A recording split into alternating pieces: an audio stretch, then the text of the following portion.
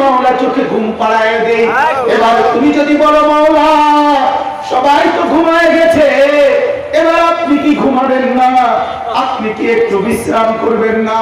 রব্বুল আলামিন বলে বান্দা আমি মালিক, এমন মালিক বান্দা দুনিয়ার গোলাম মালিককে পাহারা দেয়।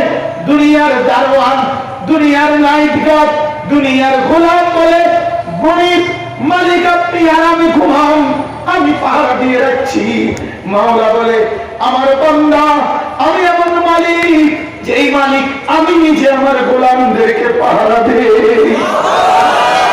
এখানে গোলাম মালিককে পাহারা দেয়, ওইখানে মালিক গোলামকে পাহারা দেয়। মালিক বলে গোলাম তোরাই ঘুমা, আমি ঘুমাবো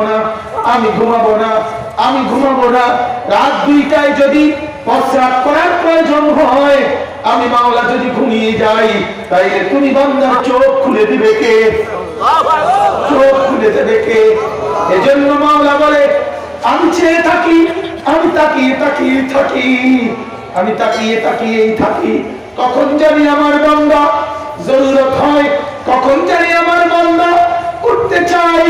আমি মাওলার জন্য লা তাখুযুহু সিনাতুন ওয়ালা নাওম, আমার চোখে ঘুম নাই, আমার চোখে তন্দ্রা নাই।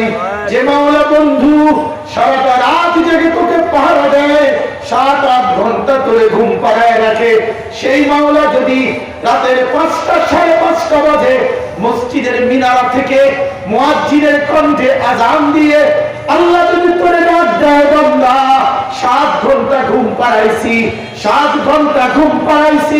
আমি তো তোকে ঘুম পাড়াইছি বান্দা। 7 ঘন্টা পরে 6 ঘন্টা পরে আমি মাওলা মাত্র 10টা মিনিট সময় তোর কাছে চাই।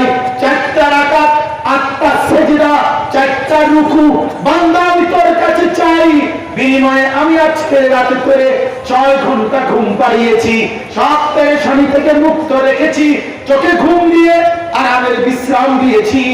আমি মাওলা 4 রাকাত নামাজ চাই, 10টা মিনিট সময় চাই মাওলাকে। এই সময় যেই নাফরমান বলে মাওলা আমি রাজি না, আমি দেব না 10 মিনিট, আমি পড়ব না ফজরের নামাজ, তাই মেয়েকে বলো, ছেলেকে বলো বাংলা, অঙ্ক, ইংরেজি, পদার্থ, জীববিজ্ঞান, রসায়ন বিজ্ঞান, উচ্চতর গণিত, তথ্য যোগাযোগ প্রযুক্তি, কম্পিউটার সব পড়া বন্ধ 1 বছর, তবুও মাওলা রিজিক দিচ্ছে, ঠিক কিনা বলেন?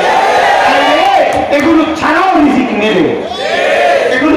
রিজিক মেরে মূর্খ, বকর, বিকলাঙ্গ, পঙ্গু, এরকম অসহায় লাখো বান্দাকে আল্লাহ তাআলা কোন কল একটু জানে না, বল একটু জানে না, আল্লাহ তাআলা তাদেরকে রিজিক দেয়, বাড়ি দেয়, দালান দেয়, টাইলস দেয়, বিল্ডিং দেয়, নেতাগিরি দেয়, সুন্দর বউ দেয়, জিরপুর দেয়, সব দেয়। মালিক বলে দুনিয়া দেওয়ার জন্য কল লাগে না, খল লাগে না, আমি মাওলার বান্দা, যে হয় আমি তাকেই রিজিক দিই। রমজান শুধু আমার জবানে উচ্চারিত হয়েছে, এজন্যই শুধু দামি না, বরং আমি মাওলা আমার দামি কিতাব, আমার সবচেয়ে প্রিয় কিতাব কোরআনুল কারীম, এটাও আমি এই মাসের মধ্যেই নাযিল করে দিয়েছি। তাই এই মাস আরো দামি হয়ে গেল, ঠিক কি না বলেন? এই মাস আরো দামি হয়ে গেল। এবার আল্লাহ বলেন কোরআনুল কারীমের পরিচয় দিয়ে আল্লাহ বলেন হুদাল লিন্নাস, এমন কোরআন নাযিল করেছি যেই কোরআন মানুষ বানায়, কি বানায়? আবার বলেন থেকে তার সন্তানকে কোরআন থেকে বঞ্চিত করা যাবে না। বিশ্বাস করেন, এটা যদি রাগ করেন তাইলেও কিছু করার নাই, কিন্তু আমি কসম করে বললাম কোরআন বিহীন সন্তান মানুষ হইতে পারে না। এর থেকে আশ্চর্যের কথা কিছু নাই যে পাটিগণিত, বীজগণিত, জ্যামিতি, পদার্থ, জীব, রসায়ন এর চাইতে গুরুত্বপূর্ণ কঠিন কত পড়ালেখা, এই কয়টা ভাগ আর দুনিয়া একটু চলার জন্য এতগুলো পড়া তুমি 16 বছর, 12 বছর, 14 বছর করতে পারলা, কিন্তু মুসলমানের সেই লোকটা আপনার স্পষ্ট প্রকাশ্য করে বলে যে আমি কোরআন পড়তে জানি না, আমি কোরআন শরীফ শুদ্ধ করতে পারি না, এর চাইতে বড় লানত অভিশাপ তোর জিন্দেগির উপরে খোদার কসম আর কিছু নাই, কসম আর কিছু নাই। কোরআন কারীমের মধ্যে আল্লাহ তাআলা বলেন ওয়া মা কানা আল্লাহু মুআযিবাহুম ওয়া হুম ইস্তাগফিরুন। আল্লাহ তাআলা নবী সাল্লাল্লাহু আলাইহি সাল্লামের কাছে ওয়াদা দিয়েছেন আপনার উম্মত যতক্ষণ পর্যন্ত ইস্তেগফার করতে থাকবে,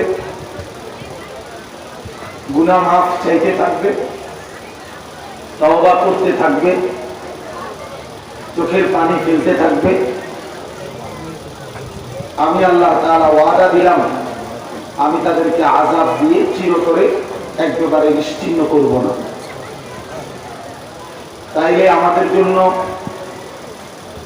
সবচেয়ে বড় ভ্যাকসিন, সবচেয়ে বেশি প্রয়োজনীয় ইস্তেগফার, তওবা, গুনার মাফ চাওয়া, পেছনের গুনাহ ছেড়ে দেওয়া, সামনে করবেন না ওয়াদা দেওয়া, লজ্জিত হয়ে মাফ চাওয়া। এই তিনটাকে মিললে বলে তওবা। আমরা অনেক সময় তওবাও বুঝি না। তওবা কিন্তু তিন জিনিসের নাম। এক নাম্বার হলো পেছনের গুনাহ ছেড়ে দেওয়া, আর করবেন না ওয়াদা দেওয়া আল্লাহর নিকট, আর আল্লাহকে বলা আল্লাহ আমি লজ্জিত, আমি মাফ চাচ্ছি। পেছনের গুনাহ ছেড়ে দেওয়া, সামনে করবেন না ওয়াদা দেওয়া, লজ্জিত হয়ে কি চাওয়া বলে মাফ চাওয়া। এই তিন জিনিস একত্রিত হলে তওবা হয়, ইস্তেগফার হয়। এই তিনটা একত্র হলে আল্লাহ তাআলা মাফ করার ওয়াদা রাখছেন। এই তিন জিনিস সত্যিকার ভাবে একত্র হলে আল্লাহ তাআলা বলছেন তোমার গুনাহ যদি আকাশও ছুঁয়ে যায় আমি আল্লাহ মাফ করে দেব। শর্ত হলো কয়টা বলেন? কয়টা? এই তিনটা একত্র হইতে হবে। ও মুখে বিড়ি সিগারেট আপনি বলছেন আস্তাগফিরুল্লাহ আস্তাগফিরুল্লাহ, এই জাতের আস্তাগফিরুল্লাহ, বুঝেন না? চা দোকানে বসে টেলিভিশন তাকায় আছেন আর বলতেছেন আস্তাগফিরুল্লাহ আস্তাগফিরুল্লাহ। দেখছেন এই দেশটার কি অবস্থা? দেশটার অবস্থা আমরা নিয়ে যেত। দেশটা যদি খারাপ হয়ে যেত আমি সহ, ঠিক কিনা বলে? আপনি কিসের আস্তাগফিরুল্লাহ? টেলিভিশনের দিকে তাকায় তাকায় আস্তাগফিরুল্লাহ বললে হবে? তাহলে গুনাহ চলমান অবস্থায়, নাফরমানি চলমান অবস্থায় তওবা হয় না। তওবা করতে হয় গুনাহ ছেড়ে দিয়ে। এক নাম্বার গুনাহ ছেড়ে দিয়ে, আর করবেন না ওয়াদা দিয়ে, এরপরে লজ্জিত হয়ে মাফ চাও। তিন জিনিস একত্রিত হইতে এরকম হলে আল্লাহ তাআলা মাফ করে। লাউ বালাগাত যুনুবুকা আনান আস-সামা সুম্মা ইস্তাগফারতানি গফারতু লাকা ওয়ালা উবালি। হাদিসে কুদসি আল্লাহ তাআলা বলেন, বান্দা গুনাহ যদি তোমার আকাশও ছুঁয়ে যায়, আনান আস-সামা আকাশ পর্যন্ত যদি পৌঁছে যায়, এরপরও যদি তুমি আমার কাছে ইস্তেগফার করো, তওবা করো, আমি আল্লাহ বললাম আমি কাউকে জিজ্ঞেস না করে তোমাকে মাফ করে দেব। আমি মোটেই পরোয়া করব না, এত বেশি গুনাহ আমি কিছুই বলবো না, মাফ করে দেব। তবে এই তিন শর্তই হবে। ইয়া ইবনা আদম লাউ আন্নাকা আতাইতানি বিকিরাবিল আরদি খাতায়া সুম্মা ইস্তাগফারতানি লা তুশরিকু বি শাইআ লা আতাইতুকা বিকিরাবিহা মাগফিরা। আল্লাহ বলে, হে বনি আদম, তোমার গুনাহ যদি হয়ে থাকে জমিনের বালুকণা সমপরিমাণ। জমিনে বালু কি পরিমাণ বলেন? হিসাব করতে পারবেন? ড্রেজার দিয়ে যে বালু ফেলে 10 শতক জায়গার মধ্যে আন্দাজ করে দেখেন না কি পরিমাণ বালু। তাহলে গোটা জমিনের মধ্যে কি পরিমাণ বালু। আল্লাহ তাআলা বলেন জমিনের সমপরিমাণ বালুকণা ওই পরিমাণ গুনাহ যদি তোমার হয়, তবুও যদি তুমি আমি মাওলার কাছে তওবা করো, শিরিক মুক্ত, শুধু আমার কাছেই, অন্য কারো কাছে না, তাহলে আমি আল্লাহ তাআলা ওয়াদা দিচ্ছি, লা আতাইতুকা বিকিরাবিহা মাগফিরা, সমপরিমাণ মাগফিরাত নিয়ে আমি তোমার কাছে আসব। সুবহানাল্লাহ। তাই আল্লাহ তাআলা রাজি মাফ করে দিতে। কি বলে? আল্লাহ তাআলা রাজি মাফ করে দিতে। قل يا عبادي الذين اسرفوا على انفسهم لا تقنطوا من رحمة الله। আল্লাহ বলে, নবী বলে দেন আমার বান্দাদেরকে, হে আমার বান্দারা, পুরাটা জিন্দেগিও যদি নাফরমানি করে থাকো, তারপরও তুমি নিরাশ হইও না, তওবা করো, আমি আল্লাহ ওয়াদা দিলাম সবগুলো গুনাহ আমি একত্রে একসাথে মাফ করে দেব।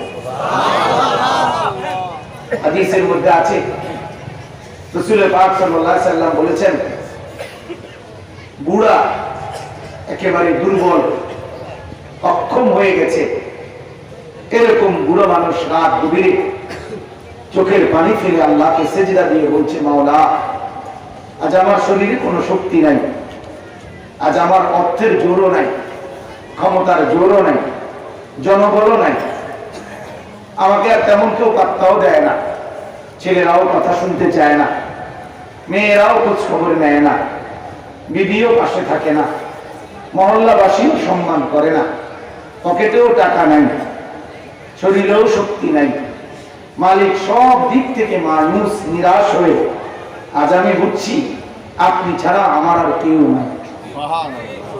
তো এরকম অবস্থায়ও ওই বান্দা যদি আল্লাহ রাসূল বলেন, এই অবস্থায় যদি সে রাত গভীরে চোখের পানি ফেলে বলে, আল্লাহ সব হারিয়ে এখন শুধু আপনাকেই ধরলাম, বুঝলাম আপনি ছাড়া আর কেউ নাই, এই কথা বলে মাওলা সব নাফরমান ছেড়ে আপনার কাছে মাফ চাইলাম, এভাবেও যদি বান্দা বলে, আল্লাহ রাসূল সাল্লাল্লাহু আলাইহি ওয়াসাল্লাম বলেন, রাত গভীরে ওই 90 বছরের বুড়োর পুরা জিন্দেগির গুনাহ আল্লাহ মাফ করে দিবেন। মালিক বলে, আমি রাজি, আমি রাজি, তুমি আসো, তুমি আসো, তুবু ইলাল্লাহ, তুবু ইলাল্লাহি জামিআন আইয়ুহাল মুমিনুন। আল্লাহ বলেন, হে সব মুমিনরা, ঈমানদারেরা, তোমরা সব তওবা করো, তওবার মূল অর্থ আর রুজু, ফিরে আসো, আমার কাছে আসো, আমার বান্দা আমার কাছে আসো, আমার কাছেই আসো, আশ্রয় মিলবে আমার কাছে। মুসা আলাইহিস সালামকে, মুসা নবীর আমলে এক লোক বলছিল, হে নবী মুসা, একটা 7 আসমান আর 7 জমিন লম্বা একটা ধনুক দিয়ে যদি আল্লাহ তাআলা কোন মানুষের দিকে তীর মারে, তো ওই লোকটার আশ্রয় নেওয়ার আর কোথাও জায়গা আছে? বলে মুসা আলাইহিস সালাম বললেন, আছে। আপনারা তো বললেন নাই, মুসা নবী বললেন আছে। তো ওই লোকটা বলল, কোথায় আশ্রয় নিবে? 7 আসমান আর জমিন পরিমাণ তো ধনুকটা, তাহলে পুরাটার এত বেষ্টন করে আছে, সে এক চাইতে বাইরে যাবে কোথায়? মুসা আলাইহিস সালাম বললেন, ওই লোক তীর নিক্ষেপকারীর দিকেই ফিরে চলে আসে। অর্থাৎ এখানেও তার আশ্রয় যিনি তীর মারতেছেন সেই আল্লাহর নিকটে, এছাড়া আর কোথাও কি নেন আশ্রয়। আজ একদিনে যদি করোনায় 1 লক্ষ লোক মারা যায়, তবুও আমাদের আশ্রয় আল্লাহর নিকটে। কি বলে? তিনি যদি একদিনে 1 লাখ মানুষকেও কবরে নেয়, এরপরেও আর কোথাও আশ্রয় আছে না, ঘুরে ফিরে কার কাছে যেতে হবে? এটাই বুঝে। তীর মারলেও তিনি, তার মানে তার কাছেই আসতে হবে।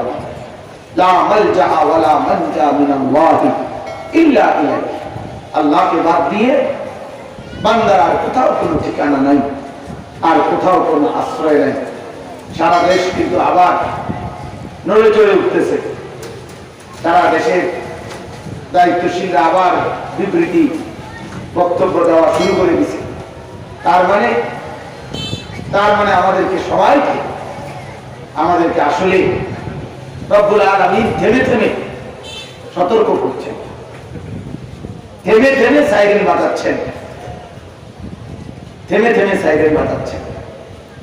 কিন্তু আমরা আসলে আমাদের চলাফেরা, আমাদের লেনদেন, আমাদের যুবকদের আচরণ, আমাদের মা বোনদের বেপরদেহি, আমাদের জওয়ান যুবক ছেলেদের মোবাইলের ব্যবহার, হাঁটা চলার ব্যবহার, চলাফেরা দেখলে, কথাবার্তা শুনলে মনেই হয় না যে তার সামনে কোনো মুসিবত আছে, সামনে কোনো বিপদ আছে। এটা মুসিবত আছে মনেই হয়। মুত্তাফাকুন আলাইহি হাদিস, বুখারী মুসলিমের হাদিস, আল্লাহর কসম আমি নিজে পড়ছি। রাসূলুল্লাহ সাল্লাল্লাহু আলাইহি ওয়াসাল্লাম বলেন, একটা সময় এমন আসবে আমার উম্মত, মানুষ কবরের মধ্যে দাঁড়িয়ে, কবরের সামনে, যে নিজে ওই কবরের দিকে তাকিয়ে বলবে, ইয়া লাইতানি আকুনু মিন হাযাল কবর, হায় আফসোস এই কবরওয়ালা যদি আমি হতাম। ব্যক্তি নিজে, জীবিত লোকটা বলবে, হায় কবরওয়ালা, কবরে যদি আমি থাকতাম। আল্লাহ রাসূল সাল্লাল্লাহু আলাইহি ওয়াসাল্লাম বলেন, ওয়ালাইসা যালিকা মিনাদ দ্বীন, এটা দিনদারির কারণে বলবে না, আখিরাতের মহব্বতে বলে নাই, পরকালের আশায় বলে নাই। বলেছেন আল্লাহ রাসূল সাল্লাল্লাহু আলাইহি ওয়াসাল্লাম বলেছেন যে মা বিহি ইল্লাল বালা, অন্য আর কোনো কারণ নাই, শুধুই মুসিবত, শুধুই বালা, আপদ, বিপদ, পেরেশানি। শুধুমাত্র এই বিপদ, আপদ, পেরেশানি আর অস্থিরতার কারণে নিজেই কবরের সামনে গিয়ে বলবে, হায় বেঁচে থাকার চাইতে যদি কবরে থাকতাম তাইলে অনেক আরামে, তাইলে অনেক নিরাপদ। তাইলে আপনি কি বুঝলেন? মুসিবতের এখনো কি দেখলেন? বিপদের এখনো কি দেখলেন? এখন তো মালিক থেমে থেমে সাইরেন বাজাইতেছে। মালিক যদি একসাথে সাইরেন বাজায় কি অবস্থা হবে? নূহ আলাইহিস সালামের কওমের উপরে মালিক একসাথে সাইরেন বাজাইবে, কি বলে বুঝেন নাই? মানে একসাথে শেষ করে দিয়েছে, একসাথে একসাথে। লূত আলাইহিস সালামের কওমকে এক রাতে, ভোর হওয়ার আগে আগে জমিন উল্টে জিন্দা মাটির নিচে দাফন করে, ফাজআলনা আলিয়াহা সাফলা ওয়া আমতারনা আলাইহিম হিজারাতান মিন সিজ্জিল। আল্লাহ তাআলা বলেন, আমি লূত আলাইহিস সালামের কওমকে তাদের নাফরমানির কারণে, অশ্লীলতার কারণে জমিনের নিচের ভাগ উপরে তুলে, উপরের ভাগ নিচে তুলে উল্টায় দিলাম, আর এর উপরে পাথরের বৃষ্টি বর্ষণ করে ওই জায়গাটাকে সাগর বানিয়ে দিল। ডেড সি যেটাকে বলে, মৃত সাগর, আল বাহরুল মাইয়িত, জর্ডানে মধ্যপ্রাচ্যে এখনো আছে সেটা। তাইলে রব্বুল আলামিন রাত ভোর হওয়ার আগে আগে, কোরআনুল কারীমের মধ্যে আছে, ফেরেশতা জিজ্ঞেস করছিল, আল্লাহ কওমে লূতকে কখন উল্টাবে? আল্লাহ বলেন, ইন্না মাওইদাহুম আস-সুবহ, সুবহ সকাল, তাদের আযাবের নির্ধারিত টাইম সকাল। আলাইসা আস-সুবহু বিকারীব, আল্লাহ বলছে ফেরেশতা জলদি যাও, সকাল তো হয়েই গেল, কাছাকাছি যাও না, জলদি যাও, যাও উল্টে দাও, উল্টে দাও। আল্লাহ তাআলা কওমে আদ, হুদ আলাইহিস সালামের জাতিকে আল্লাহ তাআলা একসাথে সাইরেন বাজাইছে। 7 দিন একটানা ওই এলাকায় ঝড়ো বাতাস ছিল, একটানা 7 দিনের বাতাসে কাআন্নাহুম আ'জাযু নাখলিন খাবিয়া, লম্বা লম্বা খেজুরের গাছ ঝড় তুফানে ভাঙা ভাঙা পড়লে যেরকম ভেঙে ভেঙে পড়ে, ওই মানুষগুলো এইভাবে লম্বা লম্বা 40 হাত লম্বা এক একজন মানুষ ছিল। তাফসীর আছে, আলাম তারা কাইফা ফাআলা রাব্বুকা বিআদ ইরামা যাতিল ইমাদ আল্লাতী লাম ইউখলাক মিথলুহা ফিল বিলাদ। আল্লাহ বলেন এই আদ জাতির মতো শক্তিশালী, উঁচা, লম্বা, দীর্ঘদেহী, মজবুত মানুষ আমি আর কাউকে বানাইনি। আল্লাতী লাম ইউখলাক মিথলুহা ফিল বিলাদ, জমিনে আমি এমন আর কেউ বানাইনি এত শক্তিশালী। হুদ আলাইহিস সালাম যখন তাদেরকে বলছে হে আমার জাতি আযাব আসবে, তারা বলছে আইয়ুনা আশাদ্দু মিন্না কুওয়া, এই হুদ আমাদের চাইতে শক্তিতে মজবুত কে? কে আমাদেরকে শাস্তি দিবে? আমরা সাথে কুলাই দেখে তুমি আমাকে বডির সাইজ দেখো না। কিন্তু ঠিকই আল্লাহ তাআলা নিশ্চিহ্ন করে দিয়েছে কওমে সামুদকে, যারা ওজনে কম দিত। আল্লাহর নবী শুআয়ব আলাইহিস সালাম বারবার বলছে, সালেহ আলাইহিস সালাম বারবার বলছে, ধোঁকা দিত, রাহাজানি করত, নাফরমানি করত, ওজনে কম দিত শুআয়ব আলাইহিস সালামের জাতি। এগুলোকে আল্লাহ তাআলা নিশ্চিহ্ন করে দিয়েছে। এক ফেরেশতা এসে বিকট চিৎকার দিছে, একটা আওয়াজে পুরা কওম একেবারে দুধের বাচ্চা সহ নিশ্চিহ্ন হয়ে ফাসবাহু ফি দারিহিম জাতিমিন। আল্লাহ বলে সবগুলো লোক নিজ নিজ ঘরে ভোর বেলায় উপুর হইয়া পড়ে মরে পড়েছে, একটাও বাঁচে না। আমার বাপ,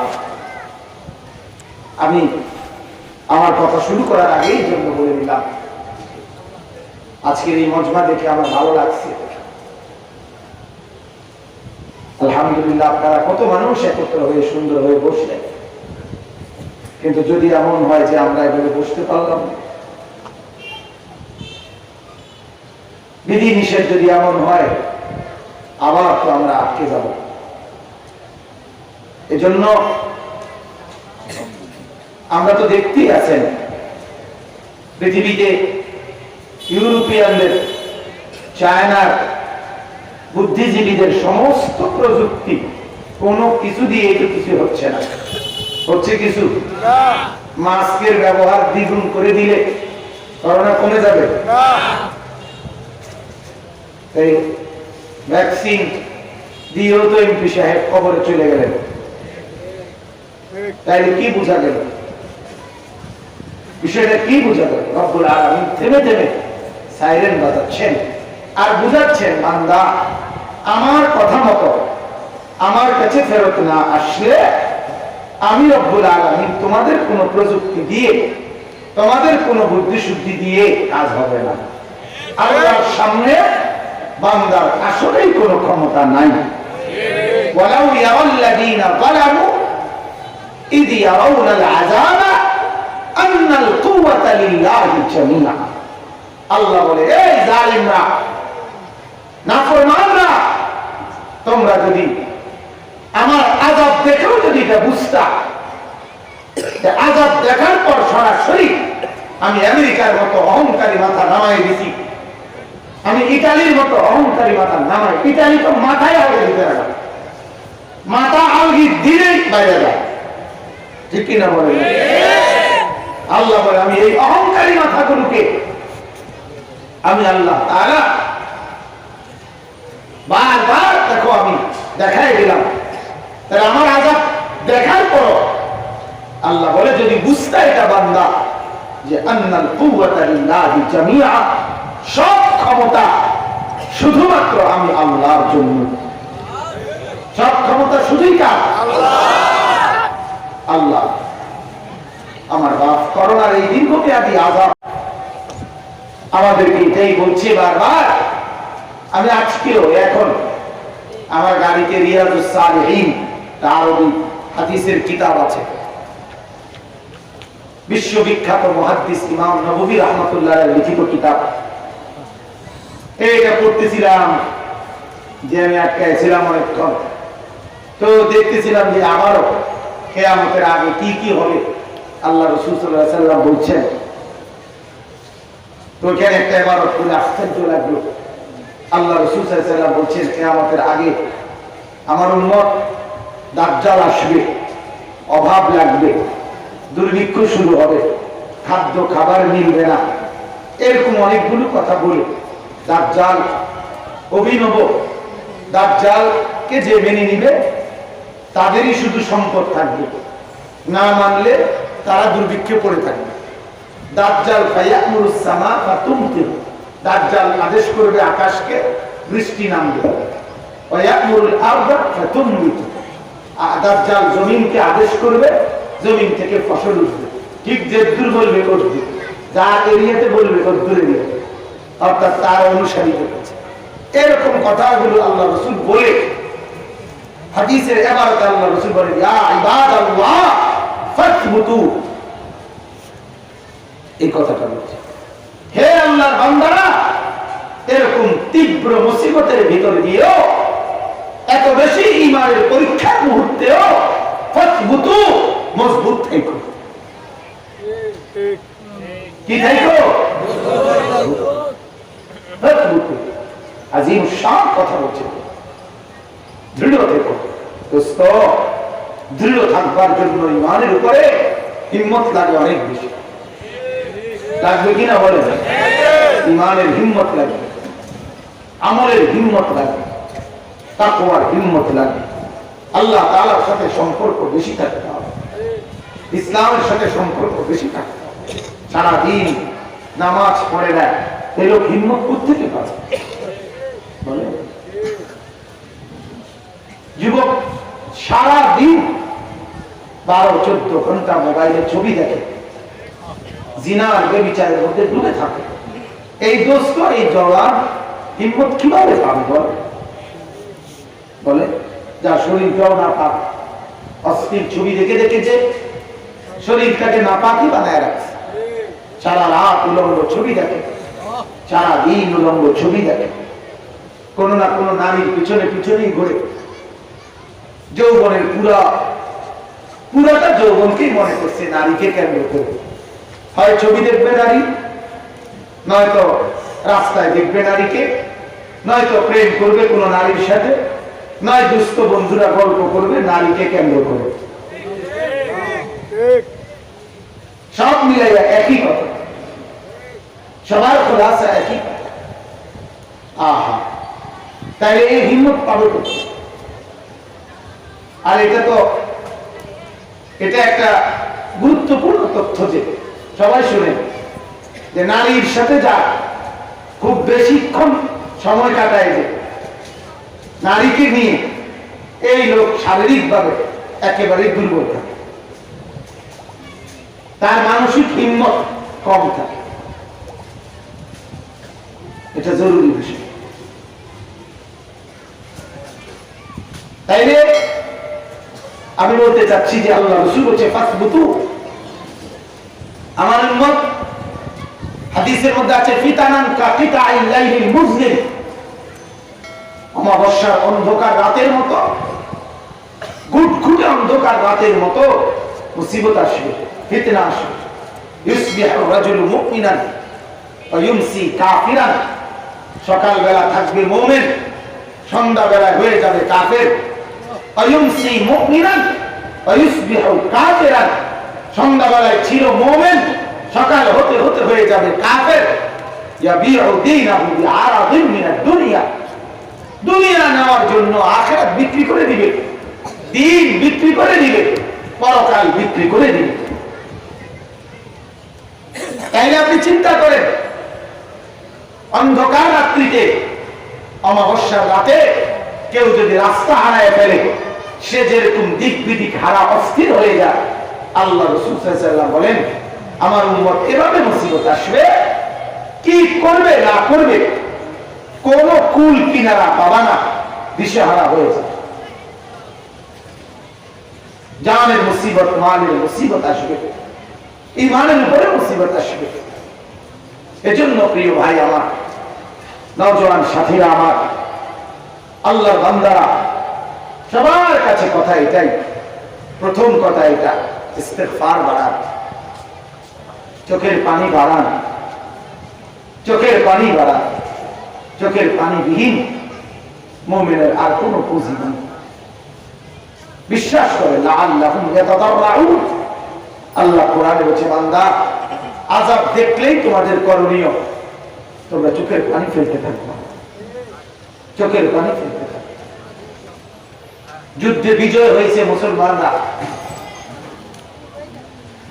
তারিখের মধ্যে আমরা পড়ছি মুসলমান সাহাবীরা খ্রিস্টানদের বিশাল কাফেলাকে পরাজিত করছে।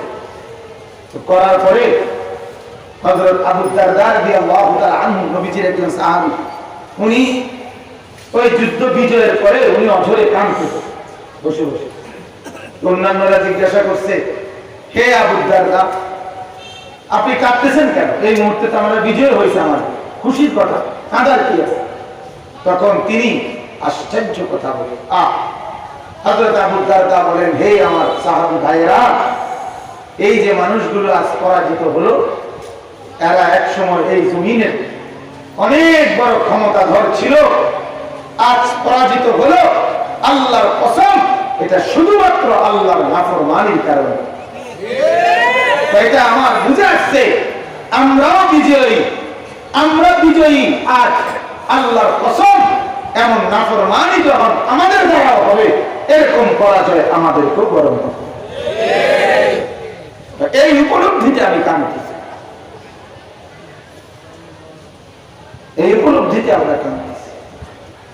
আমাদের পরাজয় কি কারণ?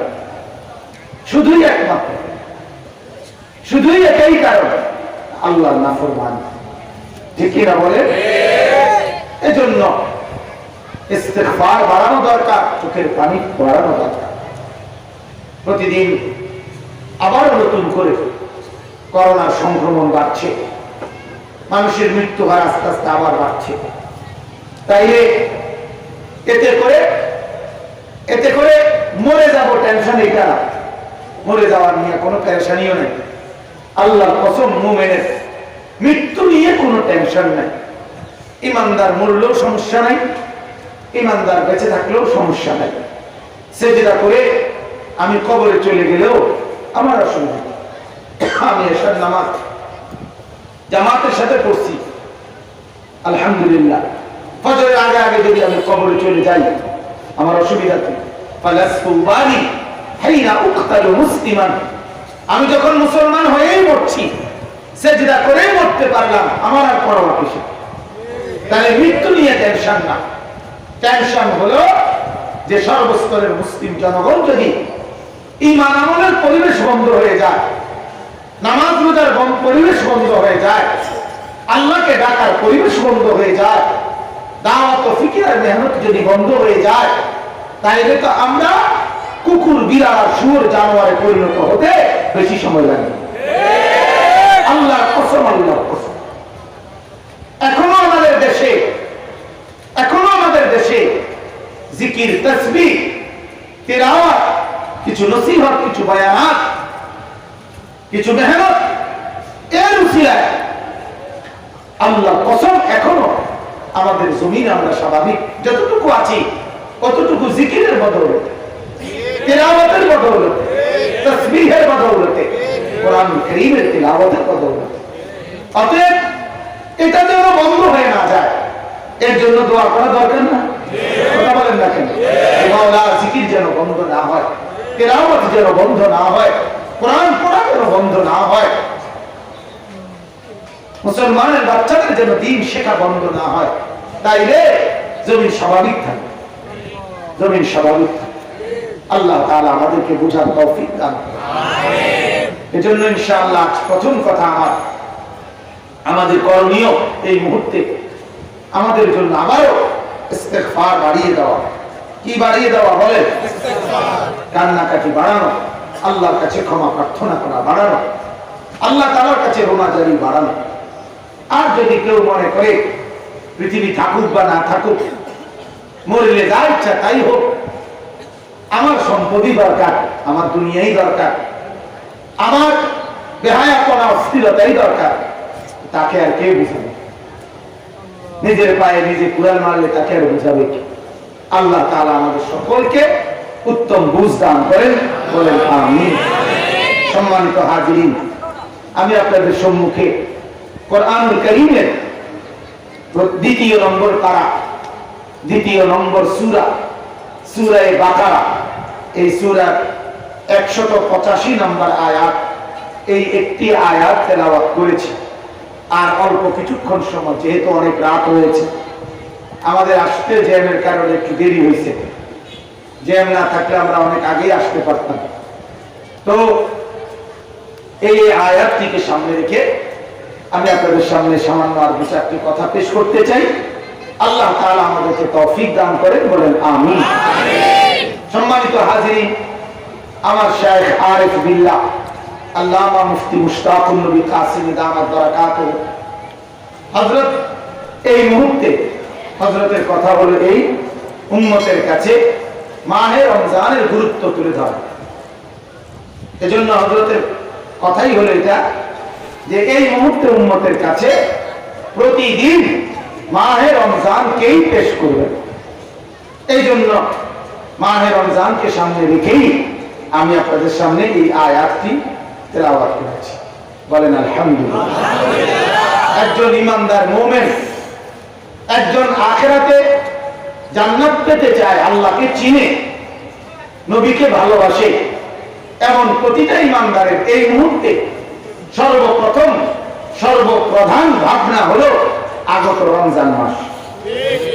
এটাই এই মুহূর্তে হৃদয়ের কল্পনা চলত, এই মুহূর্তে এটাই প্রস্তুতি, এই মুহূর্তে এটাই একমাত্র কামনা যে আল্লাহ এত কাছে এনে মাওলা বঞ্চিত করিলেন। আল্লাহ এই যে রমজান দেখা যায় মাওলা, এত কাছে আইনা কবরে নিয়েন না মাওলা, মরণ দিয়ে। রমজান মাসের কি গুরুত্ব আমার বাপ এটা বোঝার জন্য আর কিছু দরকার নাই, শুধুমাত্র এটাই যথেষ্ট যে রাসূলুল্লাহ সাল্লাল্লাহু আলাইহি সাল্লাম এক টানা 2 মাস শুধুমাত্র রমজান মাসকে পাওয়ার জন্য দোয়া করতেন। কি পরিমাণ প্রাকৃতিক, কি পরিমাণ আগ্রহ ছিল আল্লাহর নবী যে তিনি 2টা মাস লাগাতার তিনি রমজানকে পাওয়ার জন্য দোয়া করতেন, আল্লাহর কাছে চাইতেন আল্লাহুম্মা বারিক লানা ফি রাজাব ওয়া শাবান ওয়া বাল্লিগনা রমাদান। দোস্ত, এটা শুধু দোয়া না, এটা দোয়া, এটা নবীজির কাকুতি, আহাদারি, নবীজির মিনতি আল্লাহর কাছে। রব্বুল আলামিন, রজবের চাঁদ উঠে গেছে মাওলা, আমার হায়াতটা মাওলা ভিক্ষা চাই, এই মুহূর্তে কবরে যেতে চাই না, রমজানের রহমতে একটা ডুব দিতে চাই, রমজানের মাগফিরাতের দরিয়ায় মাওলা একটা ডুব দিতে চাই, এরপরে কবরে যেতে কোনো আপত্তি নেই। রাসূলুল্লাহ সাল্লাল্লাহু আলাইহি সাল্লাম রমজানের রহমত পেতে চাইতেন, রমজানের মাগফিরাত পেতে চাইতেন। অথচ কোরআনুল কারীমের মধ্যে আছে ইন্নাল্লাহা ওয়া মালাইকাতাহু ইউসাল্লুনা আলান নবী, আল্লাহ তাআলা সর্বদা সারাক্ষণ নবী পাক সাল্লাল্লাহু আলাইহি সাল্লামের উপরে রহমত বর্ষণ করছেন। কে কে বর্ষণ করছেন? কার উপরে? নবীজির উপরে। কখন কখন কখন কখন কখন কখন? যার উপরে সর্বক্ষণ রহমত বর্ষণ হচ্ছে, ইউসাল্লুনা আলান নবী, সেই তিনি এরপরও রমজানের রহমত তার কাছে এত কদর যে উনি চলমান রহমত থাকা সত্ত্বেও রমজানের রহমত চাচ্ছেন। বুঝেন নাই কথাটা? ওনার উপরে তো চলমান আছে রহমত, তবুও তিনি রমজানের রহমত আলাদা চাইতেছেন। উনি বুঝছেন রমজানের রহমত আলাদা কদর, আলাদা দাম, আলাদা দাম। এজন্য রমজানকে পেতে চাইতেন। তাহলে নবীজি সাল্লাল্লাহু আলাইহি সাল্লামের এই দোয়ার দ্বারা এই কথা বোঝা গেল তিনি রমজানকে সীমাহীন পেতে চাইতেন, খুব আগ্রহ নিয়ে। কেন? রহমতের জন্য। কেন?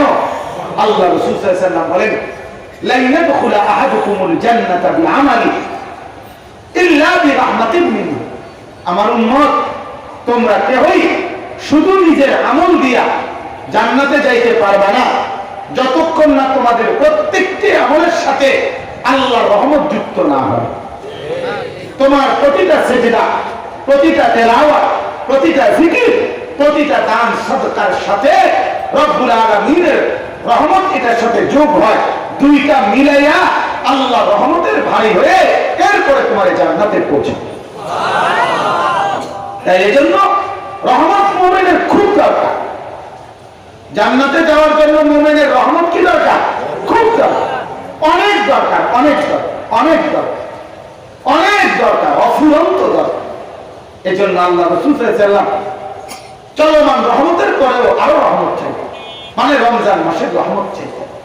তাহলে আমরা এর দ্বারা বুঝলাম রমজানকে পাওয়ার জন্য, রহমতের জন্য, মাগফিরাতের জন্য আমাদের রমজানকে কেন্দ্র করে আল্লাহর কাছে হায়াত চাওয়া, বরকত চাওয়া, রমজান পর্যন্ত পৌঁছার তৌফিক চাওয়া, এটা রাসূলুল্লাহ সাল্লাল্লাহু আলাইহি ওয়াসাল্লামের একটি আমল, আমাদেরও এখন এটাই আমল।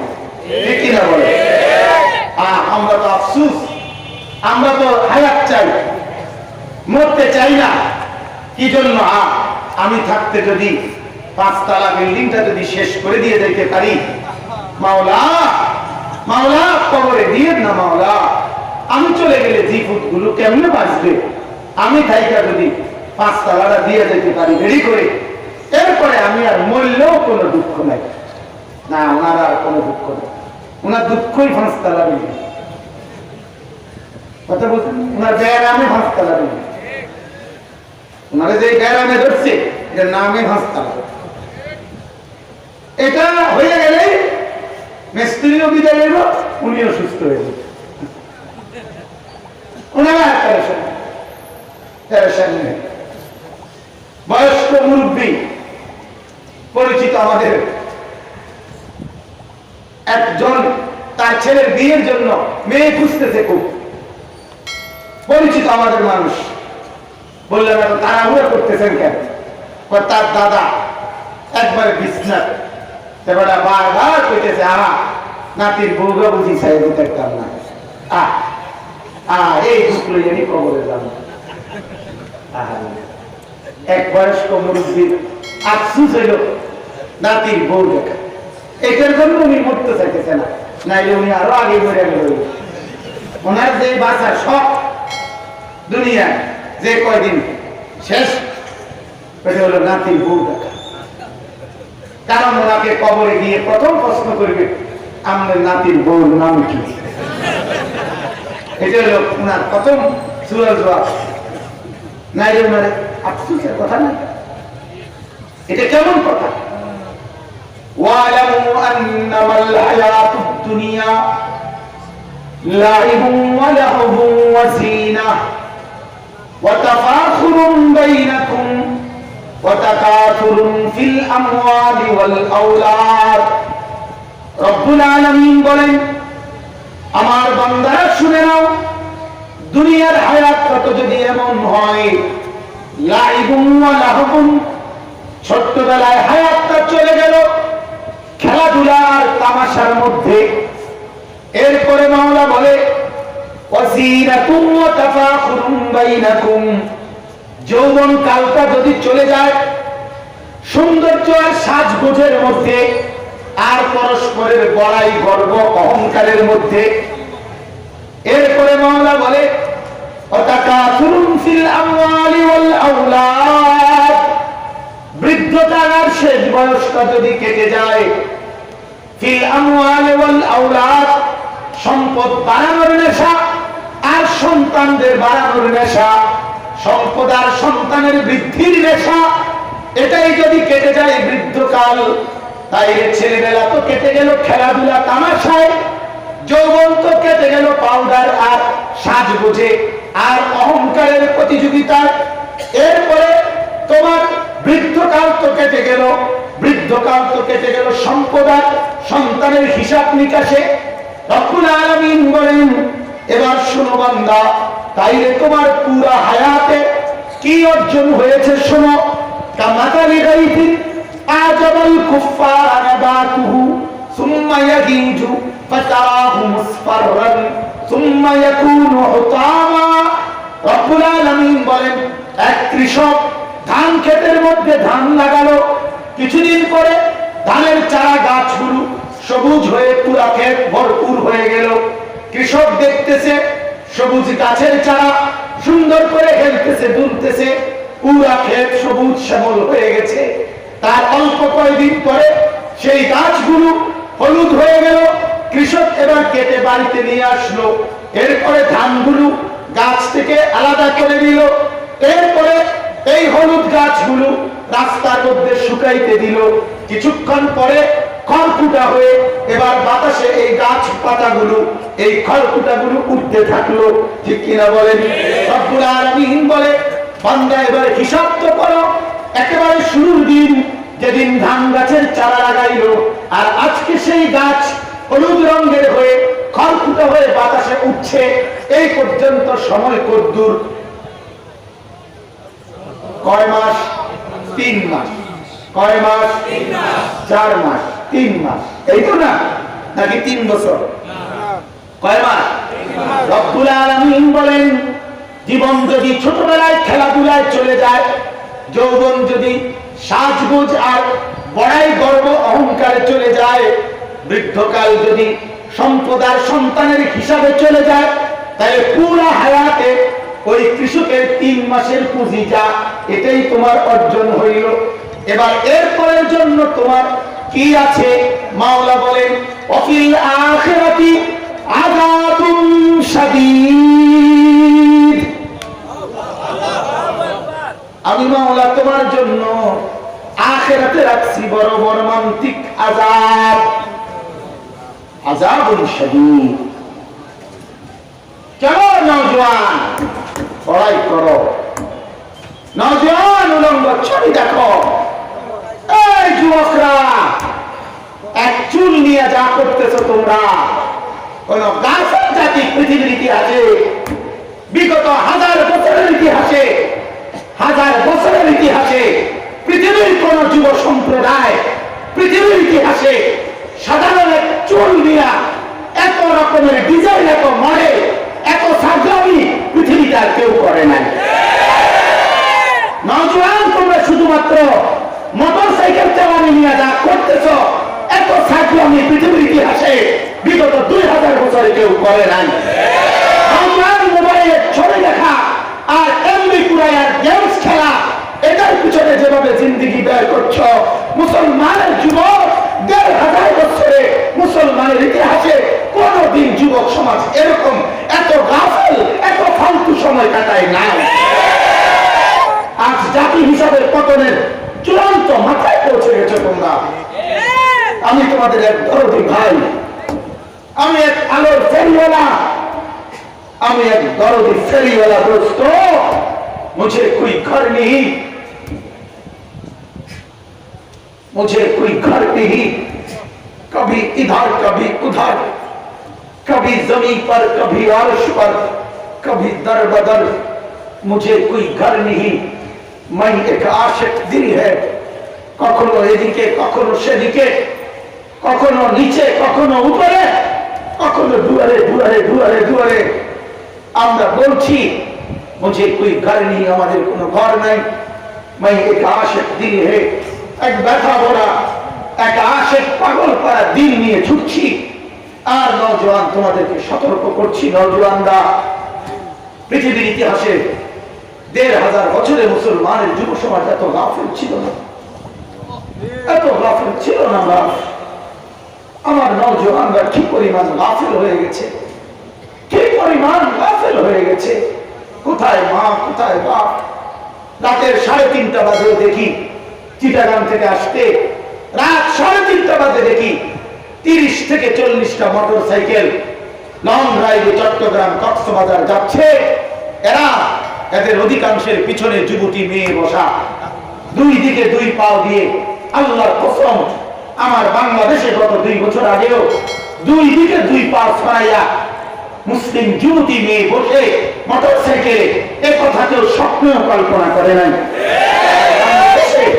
বাংলাদেশে এখন প্রতি রাত ঢাকা থেকে কক্সবাজার থেকে ঢাকা বেহায়া নর্তকী পিছনে জড়িয়ে ধরে দুই ঠ্যাং দুই দিকে দিয়ে মোটর সাইকেলে যুবকের সাথে রাত কাটায়, দিন কাটায়। কোথায় মা, কোথায় বাপ, কোথায় অভিভাবক, কোথায় দেশ, কোথায় জাতি, কোথায় বিবেক, কোথায় মনুষ্যত্ব, কোথায় কোথায় ইনসানিয়ত?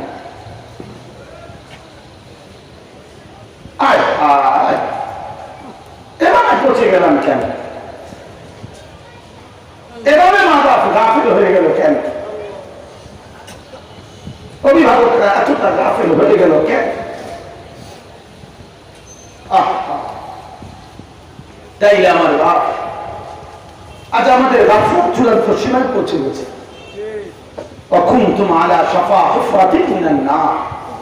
জাহান্নামের কিনারায় একেবারে কিনারায় চলে গেছি আমরা। পরবর্তী ধাক্কাতেই জাহান্নাম, পরবর্তী ধাক্কাতেই জাহান্নাম। আমি পরিষ্কার বলি, এই যে চাচা, এই বয়সের মুরব্বীরা, 60 বছর বয়স্ক মুরব্বীরা যদি আজকের যুব সমাজকে এই অবস্থায় দেখে যায়, এই যুবকরা আগামী 30 বছর পরে তাদের পরবর্তী যুব সমাজকে কি দেবে? আপনারা যদি দেখে যান এই অবস্থায়, যে বেহায়াপনার বেরেল্লাপনার অস্থিরতার ছায়া, তাই এরা যখন আগামী প্রজন্ম, এই প্রজন্ম বর্তমান রানিং এই 30 বছর 25 বছরের যুবক, আগামী 30 বছরের মাথায় তো সে 60 বছরের বয়স্ক, ঠিক কিনা বলেন না? তখন তার সামনে একটা প্রজন্ম দাঁড়াবে, কথা বোঝেন নাই? এরা যখন 60 বছরের হবে, এর সামনে একটা 30 বছরের প্রজন্ম দাঁড়াবে না? এরা কি করবে তখন? এরা উলঙ্গ হয়ে রাস্তায় হাঁটবে, এরা যুবক যুবতী উলঙ্গ হয়ে রাস্তায় জিনার ব্যভিচার করবে। আমি নাম বলবো না, ইউরোপের পত্রিকায় আমি দেখছি, ইউরোপের একটি দেশে কিছু ভদ্রলোক, কিছু শালীনতা বোধওয়ালা লোক সরকারের কাছে আবেদন জানাইছিল তাদের ওই দেশের সমুদ্রের পারে অগণিত নারী পুরুষ সম্পূর্ণ উলঙ্গ হয়ে গোসল করে। এইটা একেবারে বেশি দৃষ্টিকটু। এইটার আবেদন জানাইছে যে এটা একটু কমানো যায় কিনা বা বন্ধ করা যায় কিনা। পত্রিকা আসছে ওই দেশের শত শত হাজার হাজার নারী পুরুষ যুবক যুবতী সম্পূর্ণ উলঙ্গ হয়ে বিবস্ত্র হয়ে রাজধানীর গুরুত্বপূর্ণ মহাসড়কে প্রতিবাদ জানাইছে যে এটা আমার ব্যক্তি স্বাধীনতা, এটার বিরুদ্ধে কথা বলার অধিকার কে দিল? ইনসানিয়ত, মনুষ্যত্ব যখন এভাবে বিলীন হয়ে গেল এদের, তাইলে এরা অদ্ভুত যদি পৌঁছে থাকে, আমাদের প্রজন্ম 30 বছরের মাথায় সেই পর্যন্ত পৌঁছতে বেশি সময় লাগবে না। হ্যাঁ, মনে রাখেন, আল্লাহ আমাদেরকে মাফ করে, আল্লাহ আমাদেরকে মাফ করে। আমার প্রতিদিনকার মূল বক্তব্যই, আমি যুব সমাজের এই আখলাক আমার কাছে অবাক লাগতেছে যে এরা এইভাবে এত খামখেয়ালি হয়ে গেল, এত খামখেয়ালি হয়ে গেল। তাইলে আমার বাপ, আমি বলতেছিলাম, এক মানুষের জিন্দেগি যদি এভাবেই কেটে যায়, ছোটবেলায় খেল তামাশা, যৌবনকাল সাজগোজ আর অহংকার আর বড়াই, বৃদ্ধকাল সম্পদ আর সন্তানের হিসাব কিতাব, তাহলে তো 3 মাসের পুঁজিয়ে না হইল। কথা বলেন না কেন? 6 মাসের পুঁজি হলো, 3 মাসের পুঁজি না হইল। কবরে তো কমপক্ষে থাকতে হবে 40,000 বছর। হাসরের ময়দানের এক দিন কোরআনে আছে 50 আলফা সানা, 50,000 বছর। পুরো হাসরের মাঠ না, হাসরের মাঠের এক দিন। এরপরে ফুলসিরাত 30,000 বছরের রাস্তা। তাইলে এই হাজার হাজার লক্ষ বছরের পথ, সামনে যার গন্তব্য, তার জন্য তার প্রস্তুতি কোথায়? 60 বছর পর্যন্ত, 70 বছর পর্যন্ত যদি 5 তলা বিল্ডিং এর কামে শেষ না হয়, 70 বছর পর্যন্ত যদি নাতির বউ যখন শেষ না হয়, 70 বছর পর্যন্ত যদি জিল ফুট এগুলোর মানুষ করানো শেষ না হয়, আপনার আখিরাত বানাইবে কখন? কথা বলেন না? পারাকাল বানাবেন কোন দিন? কবর বানাইবেন কোন দিন? আফসোস, সময় নাই আখিরাতে। চা দোকানদারের হাতে সময় নাই 1 ওয়াক্ত নামাজ পড়া। না, মসজিদের সামনে চা দোকান, নাফরমান এত শক্ত ডাকায় যে তার দোকান থেকে মুসল্লি চা খেয়ে মসজিদে নামাজে যায়, তার দোকান নামাজ পড়ে তার দোকানে এসে চা খায়। এই জানোয়ার এত শক্ত জানোয়ার, তার কলিজা এত শক্ত, লজ্জা বলতে নাই যে আমি কি পরিমাণ ডাকাতে আমার দোকান থেকে মানুষে আমার সামনে দিয়ে মসজিদে যায়, আমার দোকানে আবার মসজিদ থেকে বের হয়ে চা খায়, কিন্তু আমার কলিজাটার মধ্যে, চেহারাটার মধ্যে একটু লজ্জা বোধ নাই। তার মতো ডাকাত আর নির্মম আর কেউ না, আর কেউ না। এটা বড় পাষাণ, তার ভিতরে কোনো কলিজা নাই, পুরোটা পাথর, টাইলস লাগে না পাথর। এই ডাকাতের ভিতরে কোনো কলিজা নাই। কি আশ্চর্য মুসলমান! অটো চালাইতে চালাইতে নামাজ নাই, সিএনজি চালাইতে চালাইতে নামাজ পড়ে না। হায় মুসলমান, হায় মুসলমান! আল্লাহকে নারাজ করে, মালিকের সেজদা না করে আল্লাহর জমিনে থাকতেছ, চলতেছ, আল্লাহ তাআলা বুঝি এভাবে ছেড়ে দিবে না? ওয়ালা তাহসাবান্নাল্লাহ গাফিলান আম্মা ইয়ামালুস সালিমুন। আল্লাহ বলে, জালেম আর নাফরমানরা যে যা নাফরমানি করছো, আমি আল্লাহকে গাফিল ভেবো না। তুমি মনে করো না আমি দেখি না। দেখে আল্লাহ, দেখে। আলাম ইয়ালাম বিআন্নাল্লাহা ইয়ারা। রব্বুল আলামিন বলে, বান্দা জানো কিনা আমি রব্বুল আলামিন সারাক্ষণ তোমাকে দেখি। দেখে কিনা? কতক্ষণ? কতক্ষণ? ওয়ালা ইন্না রাব্বাহু কানা বিহি বাসীরা। আল্লাহ বলেন, বান্দা আমি সারাক্ষণ তোমাকে চোখে চোখে রাখি। আমি মাওলা ঘুমাই না, মা ঘুমায়, বাবা ঘুমায়, স্বামী ঘুমায়, স্ত্রী ঘুমায়, ভাই ঘুমায়, বন্ধুরা ঘুমায়, সব দুনিয়া ঘুমিয়ে যায়। আমি মাওলা ঘুমাই না, আমি তোমাকে ঘুম পাড়াই। আমি ঘুমাই না, আমি ঘুম পাড়াই। আমি রাত বেলা রাতের 10টা 11টায় আমি তোমাকে ঘুম পাড়িয়ে দেই। আমি সাদা আকাশকে কালো চাদরে ঢেকে দেই। তুমি ঘুমাবা বলে চতুর্দিকের আওয়াজ বন্ধ করে দেই। তুমি ঘুমাবা বলে জন্তু জানোয়ারের দৌড়াদৌড়ি শোরগোল বন্ধ করে দেই। তুমি ঘুমাবা বলে সব দোকানদারের জেহেনে বলে দেই ঘরে চলে যাও, আমার বান্দারা ঘুমাবে। সব গাড়ি বন্ধ করে দাও, আমার বান্দারা ঘুমাবে। রব্বুল আলামিন বলে কালো চাদর দিয়ে ঢেকে সব আওয়াজ স্তব্ধ করে বিছানার মধ্যে তুমি যখন শুয়ে পড়ো, তখন সাথে সাথে ঘুম আসে না। আমি মাওলা কিছুক্ষণ পরে আমি মাওলা চোখে ঘুম পাড়ায় দেই। এবার তুমি যদি বলো, মাওলা সবাই তো ঘুমায় গেছে, এবার আপনি কি ঘুমাবেন না? আপনি কি একটু বিশ্রাম করবেন না? রব্বুল আলামিন বলে, রব্বুল আলামিন বলে, বান্দা আমি মালিক, এমন মালিক বান্দা দুনিয়ার গোলাম, দুনিয়ার গোলাম মালিককে পাহারা দেয়।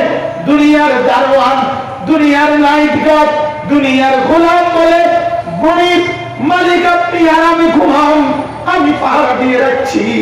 মাওলা বলে, আমার বান্দা আমি এমন মালিক, যেই মালিক আমি নিজে আমার গোলামদেরকে পাহারা দেই। এখানে গোলাম মালিককে পাহারা দেয়, ওইখানে মালিক গোলামকে পাহারা দেয়। মালিক বলে, গোলাম তোরাই ঘুমা, আমি ঘুমাবো না, আমি ঘুমাবো না, আমি ঘুমাবো না। রাত 2টায় যদি প্রস্রাব করার প্রয়োজন হয়, আমি মাওলা যদি ঘুমিয়ে যাই, তাইলে তুমি বান্দার চোখ খুলে দিবে কে? চোখ খুলে দেবে কে? এজন্য মাওলা বলে, আমি চেয়ে থাকি, আমি তাকিয়ে তাকিয়ে থাকি, আমি তাকিয়ে তাকিয়েই থাকি কখন জানি আমার বান্দা জরুরত হয়, কখন জানি আমার বান্দা উঠতে চাই। আমি মাওলার জন্য লা তাখুযুহু সিনাতুহু ওয়ালা নাওম, আমার চোখে ঘুম নাই, আমার চোখে তন্দ্রা নাই।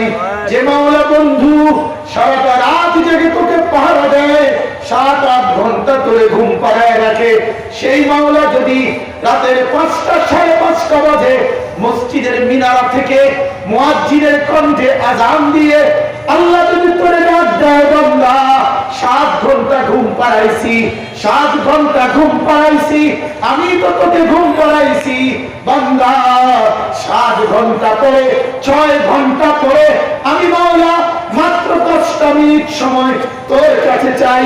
4টা রাকাত, 8টা সেজদা, 4টা রুকু বান্দা আমি তোর কাছে চাই। বিনিময়ে আমি আজকে রাতে করে 6 ঘন্টা ঘুম পাড়িয়েছি, সব পেরেশানি থেকে মুক্ত রেখেছি, চোখে ঘুম দিয়ে আরামের বিশ্রাম দিয়েছি। আমি মাওলা 4 রাকাত নামাজ চাই, 10টা মিনিট সময় চাই।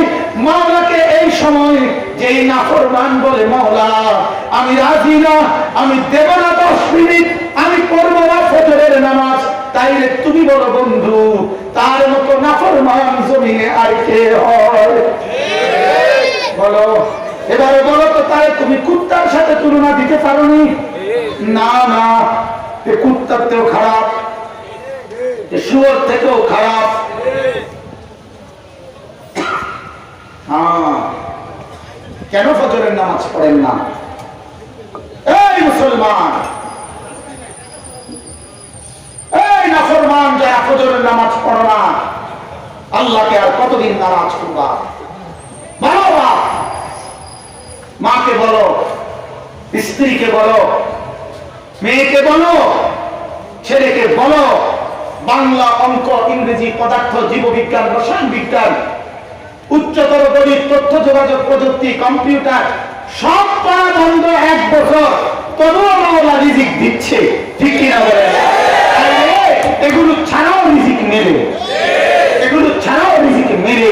মূর্খ, বকর, বিকলাঙ্গ, পঙ্গু, এরকম অসহায় লাখো লাখো বান্দাকে আল্লাহ তাআলা কোন কল একটু জানে না, বল একটু জানে না, আল্লাহ তাআলা তাদেরকে রিজিক দেয়, বাড়ি দেয়, দালান দেয়, টাইলস দেয়, বিল্ডিং দেয়, নেতাগিরি দেয়, সুন্দর বউ দেয়, জিফুর দেয়, সব দেয়। মালিক বলে দুনিয়া দেওয়ার জন্য কল লাগে না, খল লাগে না, আমি মাওলার বান্দা, যে হয় আমি তাকেই রিজিক দিই।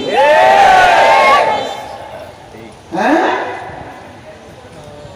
কর জন্য এত মেহনত, বর জন্য এত মেহনত, খর জন্য এত মেহনত, কি ব্যাপার? এগুলো ছাড়াও তো ভাত মেলে, কথা বলেন না কেন? এগুলো ছাড়া ভাত মেলে না? মূর্খ মানুষের ভাত খায় না? মূর্খ মানুষের বিল্ডিং নেই, মূর্খ মানুষের তা নাই। চা বেশির নাকি প্রধানমন্ত্রী আছে, বাদাম বেশির নাকি প্রধানমন্ত্রী প্রেসিডেন্ট আছে, দেখতে কেমন হইল? কি ব্যাপার বলে? তো কি বুঝা গেল? বুঝা গেল কি? আমার এলাকায় লাকসাম এমন কুটিপতি আছে, পেপার উল্টাইয়া ধরো, পা করে ধরে কেমনে, এটাও বুঝে না, কিচ্ছু বুঝে না। টিপসই দিতেও দেখায় দেওয়া লাগে, আঙ্গুলে এটা দৌড়ে দেওয়া লাগে, টিপস কোটি কোটি কোটি কোটি কোটি টাকার না, কোটি টাকার না। তাইলে কি বোঝা গেল? যে দুনিয়া আপনারা যারা বুঝছেন, আপনারা যারা বুঝছেন যে এই পড়ালেখাই শুধুমাত্র আপনার দুনিয়ার ইজ্জত, সম্মান, খাদ্য, খাবার না, আল্লাহ কসম দুনিয়ার যা কিছু তা রব্বুল আলামিন যাকে বানাইছেন তাকে দিয়ে যাচ্ছেন। নাহনু কাসামনা বাইনাহুম মাঈশাতাহুম ফিল হায়াতিদ দুনিয়া, আল্লাহ কোরআনে বলে দুনিয়ার জীবনে আমি প্রত্যেকের জীবন উপকরণ, জীবনের উপার্জন যার যা দেওয়ার আমি বন্টন করি, আমি বন্টন করি। নাহনু কাসামনা, আমি বন্টন করে দিই। এই জন্য এক ঢাকাতে 10 তলাতেও লোক থাকে, ফুটপাতেও লোক থাকে, একসাথে 2 ভাই ঢাকাতে, কেউ কোটিপতি এক ভাই, আরেক ভাই 10 লাখ কেউ মিলে যাচ্ছে না। একসাথে একই ফ্লাইটে বিদেশ গেছে, 18 বছর বিদেশ করে আইসা একজনে বাইক বিল্ডিং বানাইছে 3টা, আরেকজনে ফ্রেন্ড এই ফ্যান ফিন্ডার ফ্যান না আরেকজনকে হাওড়া করে বাইকেছে। কথা বলেন না? এক বাজারের চা দোকানদার সব পেশা কিনা বরাবর না, একসাথে স্ট্যান্ডার্ড সিএনজি ড্রাইভার সবার ইনকাম বরাবর না, একসাথে ব্যবসায়ী সবার ইনকাম বরাবর না। কেন এমন হয়? মালিকের ফয়সালা, ঠিক কিনা বলেন? এই জন্য দুনিয়ার জন্য এত কিছু লাগে না, এত কিছু লাগে না।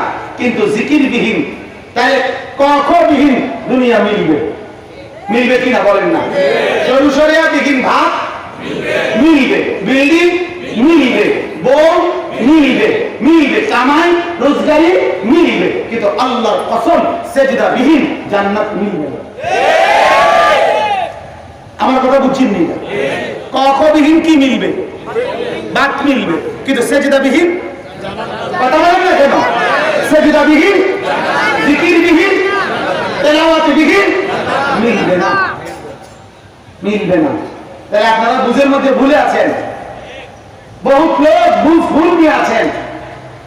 আপনারা যারা বুঝছেন যে এই পড়ালেখা এটার ভিত্তিতেই শুধুমাত্র ভাগ তরকারি, না না, আল্লাহর ফয়সালার ভিত্তিতে ভাগ তরকারি। দুনিয়া এমনি পাওয়া যায়, দুনিয়া এমনি পাওয়া যায়, দুনিয়া এমনি পাওয়া যায়, কিন্তু জিকির বিহীন সেজদা বিহীন আখিরাত পাওয়া যায় না, জান্নাত পাওয়া যায় না। এজন্য হাদিসে আছে আল্লাহর নবী সাল্লাল্লাহু আলাইহি সাল্লাম ফজরের নামাজের টাইমে কোরআনুল কারীমের সূরা তাহার শেষ দিকে তাফসীরের মধ্যে আছে আল্লাহ রাসূল ফাতেমা রাদিয়াল্লাহু তাআলা আনহা নিজের কলিজার টুকরা মেয়ে ফাতেমার দুয়ারের দরজা পড়া রাখতেন নিজে ফজরের টাইমে, আর ডেকে বলতেন ইয়া ফাতেমা কুমি লিসসালাহ, ফাতেমা ফাতেমা উঠো মা, উঠো মা, নামাজের জন্য উঠো মা, ওঠো মা, আনকিজি নাফসাকে মিনান নার, ফাতেমা জাহান্নামের আগুন থেকে নিজেকে বাঁচাও মা, ফাইন্নী লা উগনি আনকে মিনাল্লাহি শাইআ। এই ফাতেমা মুহাম্মদের মেয়ে, এই কথা পরিচয় দিয়ে মা হাসরের ময়দানে আমি কোনো উপকার করতে পারবো না, সিজদা দেখাইতে হবে, রুকু দেখাইতে হবে, পর্দা দেখাইতে হবে, হালাল খাদ্য দেখাইতে হবে, মাওলার কাছে আমলনামা নিয়ে হাজির হইতে হবে। মুহাম্মদের মেয়ে বললে আল্লাহ রাসূল কেন নামাজ পড়েন না? কেন আল্লাহকে নারাজ করেন? সুপারিশ লাগবে না? কথা বলেন না? কাউসারের পানি লাগবে না? রাসূলুল্লাহ সাল্লাল্লাহু আলাইহি সাল্লাম সুপারিশের জন্য গেলে তিনি যদি বলে উম্মত তুমি জানো না আমি শেষ যেদিন দুনিয়া থেকে বিদায় নিয়ে আসছিলাম শেষ বেলায় তোমাদের জন্য তো নামাজের কথাই বলে আসছি, আর তুমি আবার এটা শুনো নাই? আমি বলছিলাম যে হাসরের ময়দানে প্রথম বিচার হবে কিসের? কিসের? শেষ বলে গেছে কিসের? যত দুর্বল ছাত্র হোক ক্লাসের, একেবারে শেষ লাস্টের বেঞ্চের ছাত্রটাও তো প্রথম প্রশ্ন দুই একটা উত্তর দিতে পারে, কথা বল না? একেবারে দুর্বল ছেলেটাও পয়লা প্রশ্ন এক দুইটার উত্তর লিখতে পারে। তুই কি ছাত্র রে? তুই যে প্রথম প্রশ্নের উত্তরে নাই, কথা বলেন না কেন? তোর প্রথম প্রশ্নই তো হবে নামাজ, তোর তো আমলের মধ্যে নামাজই নাই, তো সামনে আর কি দিয়া গেল? আল্লাহ আমাদেরকে মাফ করে দেয়, আল্লাহ আমাদেরকে মাফ করে দেয়। আমার বাপ রাগ হয়েছেন আপনারা? নতুন আইয়েই আপনি এইভাবে দমকাই রাইলেন। নতুন নতুন কিছু নাই, নতুন না পুরাতন না, এরিয়া কোনো কথা নাই। কইছি না মুঝে কোই ঘর নেই, কোনো ঘর নাই, তাম দুনিয়া আমার, जो तू मेरा तो सब मेरा, फलक मेरा जमीन मेरी। যখন আল্লাহ আমার তো সব আমার, আসমানও আমার, জমিনও আমার। একটু नहीं मेरा तो कोई शय नहीं मेरा।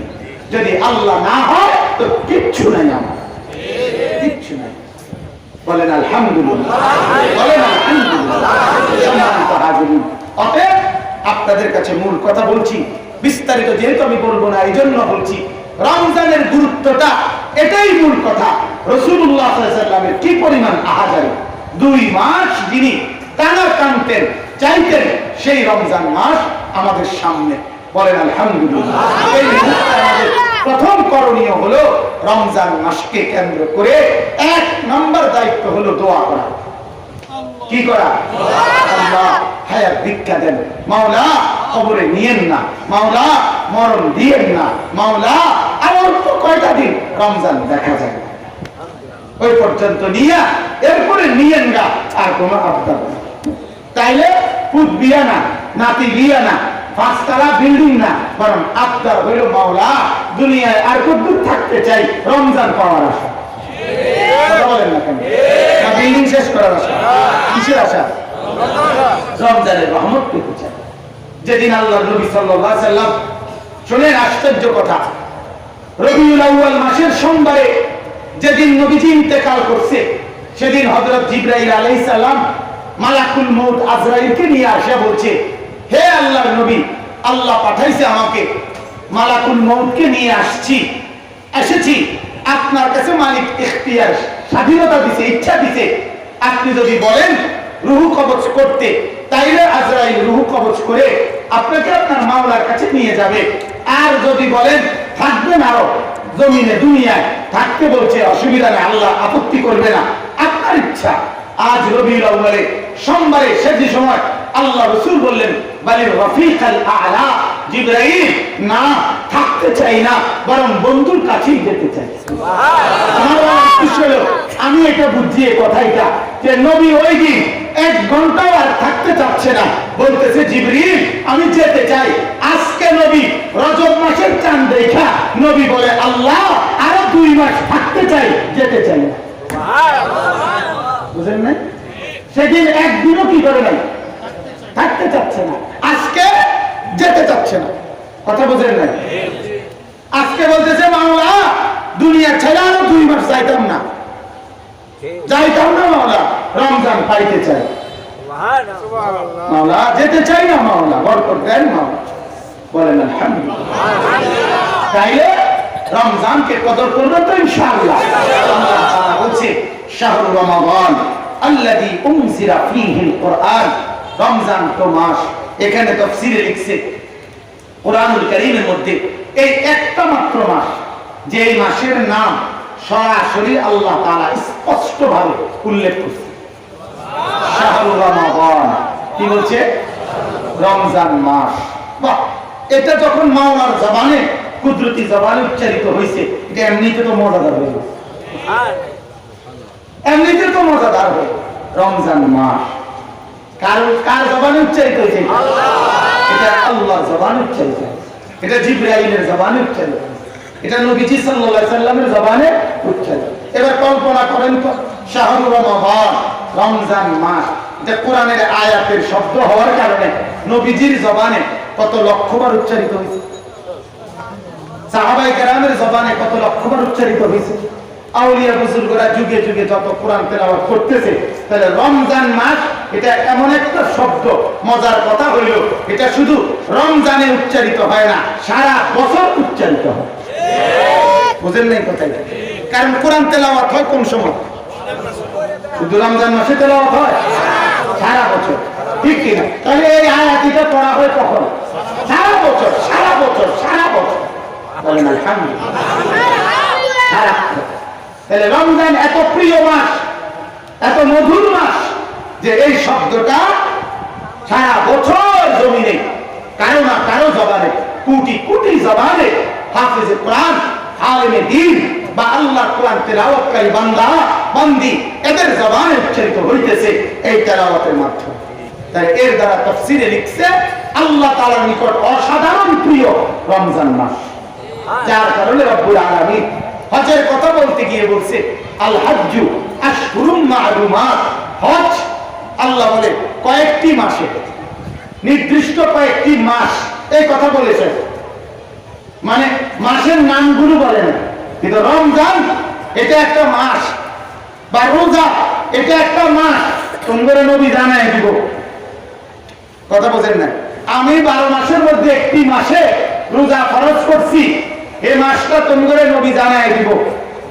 এরুমনি মানে আল্লাহ বিষয়টা এরুমনি রাখছে না, আল্লাহ বলছে ডাইরেক্ট আমি বলে দিচ্ছি, আমি বলে দিচ্ছি।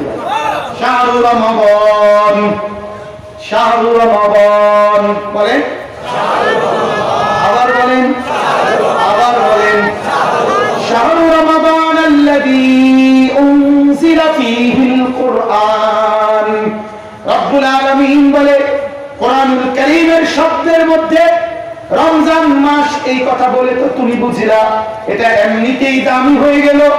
এবার আল্লাহ বলেন রমজান শুধু আমার জবানে উচ্চারিত হয়েছে এজন্যই শুধু দামি না, বরং আমি মাওলা আমার দামি কিতাব, আমার সবচেয়ে প্রিয় কিতাব কোরআনুল কারীম, এটাও আমি এই মাসের মধ্যেই নাজিল করে দিয়েছি। তাই এই মাস আরো দামি হয়ে গেল, ঠিক কি না বলেন? এই মাস আরো দামি হয়ে গেল। এবার আল্লাহ বলেন কোরআনুল কারীমের পরিচয় দিয়ে আল্লাহ বলেন হুদাল লিন্নাস, হুদাল লিন্নাস, এমন কোরআন নাজিল করেছি যেই কোরআন মানুষ বানায়, মানুষ বানায়, কি বানায়? আবার বলেন, আবার বলেন, আবার বলেন। আবার এটা রাগ করা না। আমার শায়েখ আরিফ বিল্লাহ আল্লামা মুফতি মুশতাকুন নবী সাহেব হযরতের কথাই কা আমাদেরকে বারবার বলছে এই কথা, মাওলানা যখনই বয়ান করবেন এক কথা এতবার বলবেন, যতবার বললে উম্মতের কলিজার ভিতরে বইয়া যায় এতবার বলবেন। প্রয়োজনে 1 লক্ষ বার বলবেন, 1 লক্ষ বার। হযরতের কথা হলো মাওলানা নিজের এলেম কত বেশি, জ্ঞান কত বেশি এই পণ্ডিতি দেখানোর জন্য ওয়াজে বসবেন না, আল্লাহর বান্দাদের কলিজায় আখিরাত আর পরকাল বসায় দেওয়ার জন্য এই ফিকিরে বসবেন। কথা বুঝছেন না? মূল মাকসাদ এটা, মূল ফিকির এটা, মূল ফিকির এটা। এই জন্য ওই বারবার বলি যে আবার বলেন, আবার বলেন, আবার বলেন, যাতে মুখস্থ হয়, মনে আসে। তাই আল্লাহ তাআলা বলে আমি কোরআন নাজিল বানিয়েছি করেছি মানুষ গড়ার জন্য, হুদাল লিন্নাস, মানুষের হেদায়েত, মানুষ গড়ে। এজন্য এই কথা স্পষ্ট মনে রাখবেন, কোরআন বিহীন সন্তান মানুষ হয় না, কোরআন বিহীন মানুষ মানুষ হয় না। এজন্য এক নম্বরে একটা স্পষ্ট মনে রাখতে হবে, মুসলমান হিসাবে প্রত্যেকে তার সন্তানকে কোরআন থেকে বঞ্চিত করা যাবে না। বিশ্বাস করেন, এটা যদি রাগ করেন তাইও কিছু করার নাই, কিন্তু আমি কসম করে বললাম কোরআন বিহীন সন্তান মানুষ হইতে পারে না, পারে না, পারে না। এর থেকে আশ্চর্যের কথা আর কিছু নাই যে পাটিগণিত, বীজগণিত, জ্যামিতি, পদার্থ, জীব, রসায়ন এর চাইতে গুরুত্বপূর্ণ কঠিন কঠিন কত পড়ালেখা, এই কয়টা ভাগ আর দুনিয়া একটু চলার জন্য এতগুলো পড়া তুমি 16 বছর, 12 বছর, 14 বছর করতে পারলা, কিন্তু মুসলমানের সেই লোকটা আপনার স্পষ্ট প্রকাশ করে বলে যে আমি কোরআন পড়তে জানি না, আমি কোরআন শরীফ শুদ্ধ করতে পারি না। এর চাইতে বড় লাভ অভিশাপ তোর জিন্দেগির উপরে খোদার কসম আর কিছু নাই, কসম আর কিছু নাই, আল্লাহ কসম আর কিছু নাই। তোর জিন্দেগির বদনসিব এটা বেটা, তুই এত কিছু পড়তে পারবি বেটা, অথচ মালিকের কোরআনটা পড়তে পারো না কেন? কি অপরাধ এটা? এই বাপ বলেন না কেন কোরআন আপনাদের কাছে কি অন্যায় করছে? হ্যাঁ, আর শাহিমের মালিক আপনাদের কাছে কি অন্যায় করছে? হ্যাঁ, কোরআনের মধ্যে ভুল কয়টা? সন্দেহ কয়টা? বাংলা বইয়ে ভুল আসেনি? হাট্টিমাটিম ভুল কথা, হাট্টিমাটিম তিন, তারা মাঠে পারে ডিম, তাদের খাড়া দুটো শিং, তারা হাট্টিমাটিম তিন। এই নামে আসমানে, জমিনে, গ্রহে, নক্ষত্রে, সৌরজগতে, আটলান্টিক মহাসাগরের নিচে, হিমালয় পর্বতের উর্ফে, পৃথিবীর কোথাও, সৃষ্টি জগতের কোথাও হাট্টিমাটিম নামে কোন জন্তু, জানোয়ার, কীট, পতঙ্গ কিচ্ছু নাই। আজকে জিগান ঢাকা ইউনিভার্সিটির ভিসিরে জিগান, আরো বড় কোন কুতুব থাকলে তারে জিজ্ঞাসা করেন হাট্টিমাটিম কিতা। হাট্টিমাটিম বলতে পৃথিবীতে কিচ্ছু নাই, কিচ্ছু নাই। আমি বুঝছি হাট্টিমাটিম হইল এটা যেটা লেখছে যে খাওয়ার আগে 1 লগে 3 বোতল খাইছে। এই মাথালে 3 বোতল মাইলে দিয়ে 1 লগে রাইতে 3:30 4টার দিকে গেলে তার সিরা কোথাকার তুই কিতা লেখি? হাট্টিমাটিম কি তোর বাপ না তুই? হাট্টিমাটিম একদম কি, বাগদুম কি, ঘোড়াডুম কি?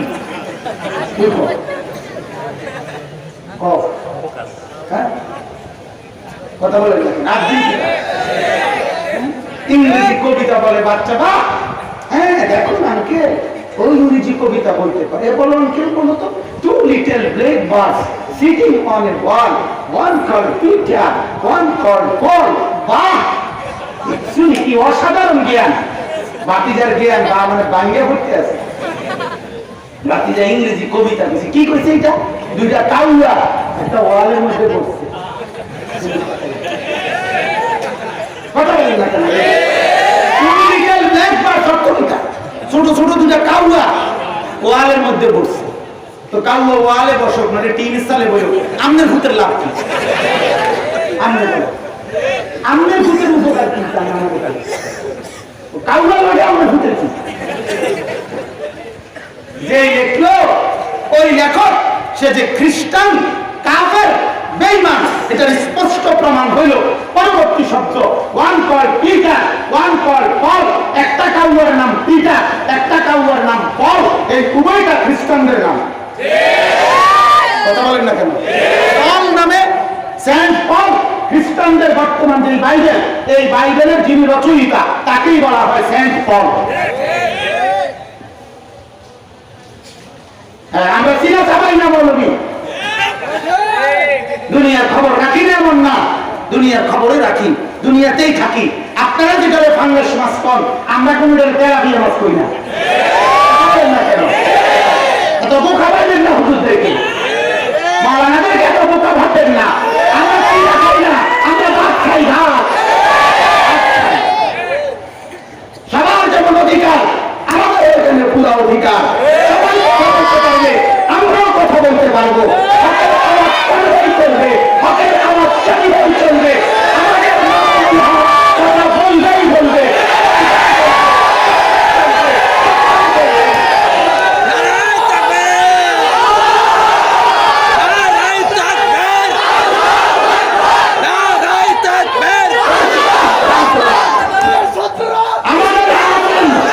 আমাদের মামুন বন্ধ হবে, আরো মামুন মালিক তৈরি করবে জমিনে ইনশাআল্লাহ।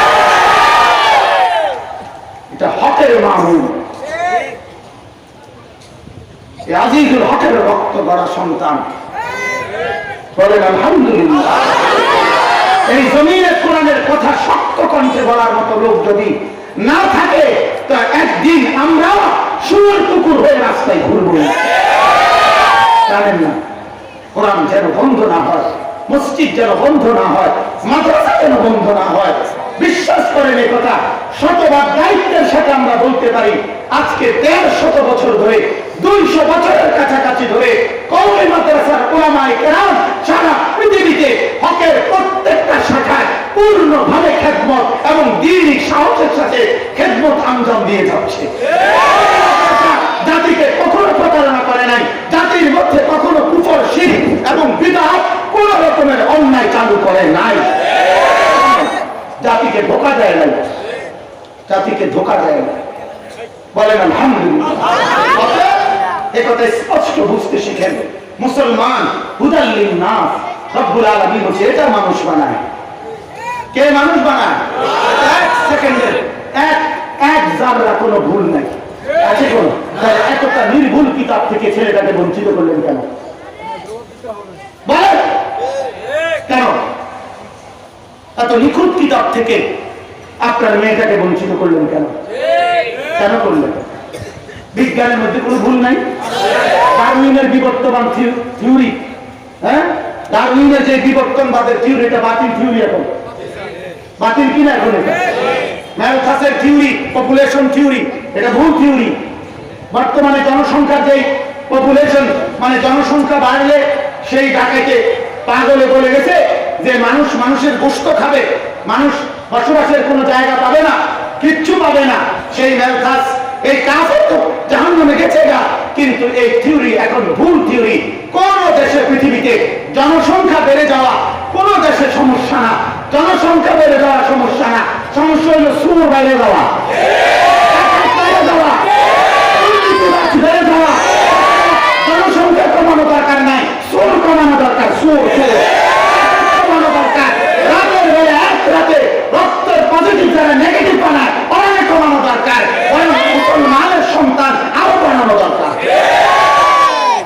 ইমানদারের সন্তান আরো বাড়ানো দরকার। জনসংখ্যার সমস্যা না, দুর্নীতিবাদ সমস্যা, সুদখোর সমস্যা, হারামখোর সমস্যা, চুয়ারি সমস্যা, জেনাখোর সমস্যা, ব্যভিচারী সমস্যা। অনেক কমাও, অনেক কমাও। আমার কমাইবা কেন? কথা বলেন না কেন? আমার সন্তানরা কমাইবা কেন? বলেন আলহামদুলিল্লাহ। অতএব হুদাল লিন্নাস, কোরআন কি বানায় বলেন? কি বানায় বলেন? বলেন বলেন। ওয়াবাইয়িনাতিন মিনাল হুদা ওয়াল ফুরকান। রব্বুল আলামিন বলে এই কোরআন মানুষ গড়ে দেয় এবং মানুষ গড়তে গিয়ে দিক নির্দেশনা স্পষ্ট ভাবে বলে দেয়। কোনো লুকোচুরি নাই, কোনো কিছু আড়ালে নাই, কোনো কিছু গোপনে নাই।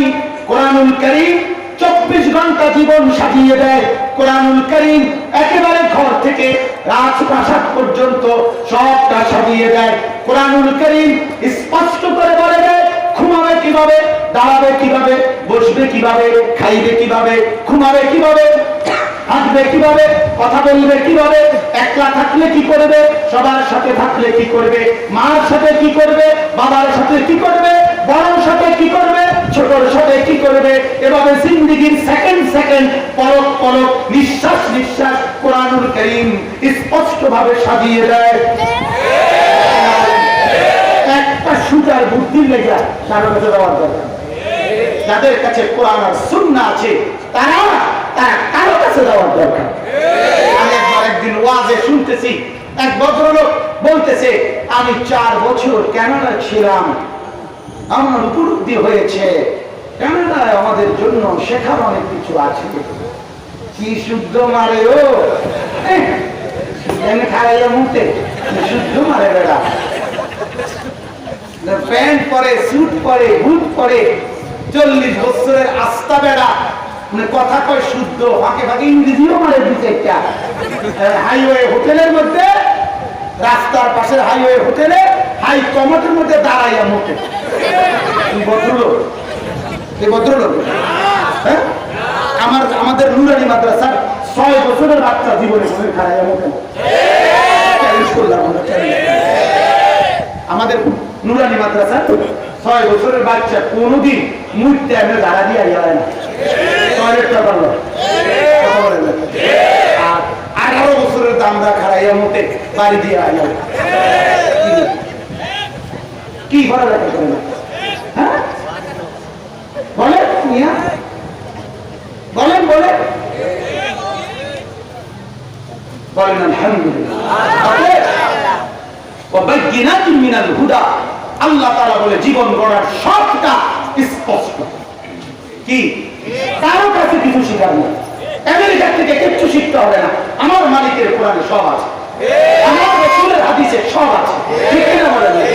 নবীর কাছ থেকে শেখার দরকার নাই, ওরা আমার থেকে শিখুক, কোরআন থেকে শিখুক, আমার রাসূলের হাদিস থেকে শিখুক। এবং বাস্তব কথা হলো রাতের গভীরে ওরা শিখে, দিনে কয় না আরে কয় হ্যাঁ গোড়া, কিন্তু শিখে কোরআন থেকে।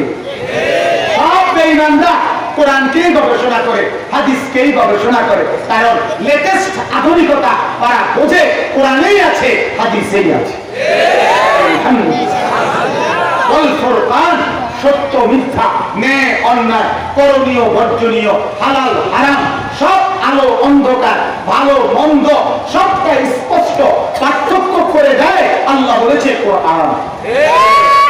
তাহলে আপনি যৌক্তিক না অযৌক্তিক, আপনার দাবি সত্য না মিথ্যা, আপনার কথা হক না না হক, আপনার কথা ইনসাফপূর্ণ না জুলুমওয়ালা, প্রত্যেকটা ফয়সালা করতে হবে কোরআনের ভিত্তিতে। কোরআন, কোরআনের নাম কি? ফুরকান। ফুরকান কি? সত্য মিথ্যার পার্থক্যকারী, ন্যায় অন্যায়ের পার্থক্যকারী, হালাল হারামের পার্থক্যকারী, বৈধ অবৈধের পার্থক্যকারী, করণীয় বর্জনীয় পার্থক্যকারী। বলেন আলহামদুলিল্লাহ।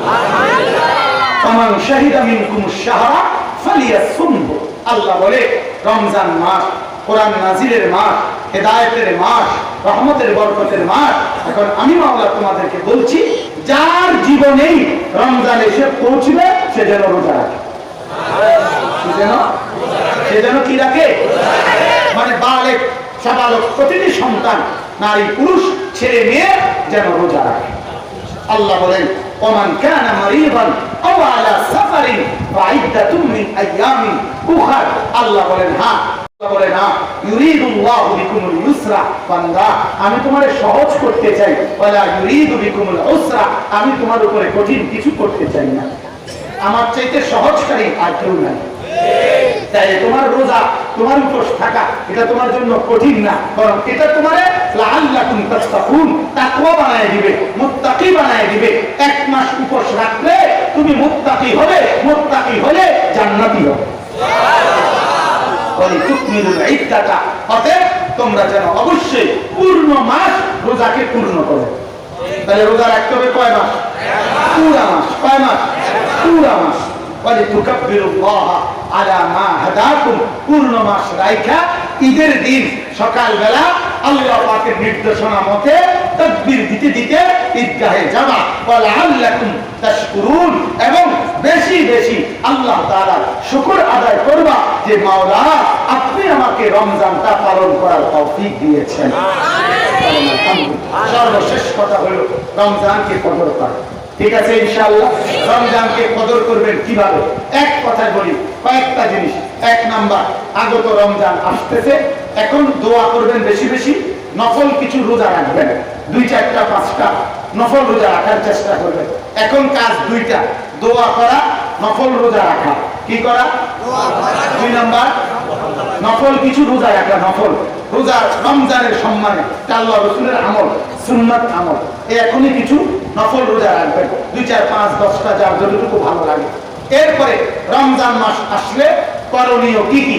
1 নাম্বার, 5 ওয়াক্ত নামাজ জামাতের সাথে আদায় করা। বলেন ইনশাআল্লাহ, বলেন ইনশাআল্লাহ। কি কিটা ইনশাআল্লাহ বলেন? কি কইছেন আবার বল? ফজরের নামাজ লইয়া না বাদ দিয়া? 5 ওয়াক্তের ভিতরে নি ফজর।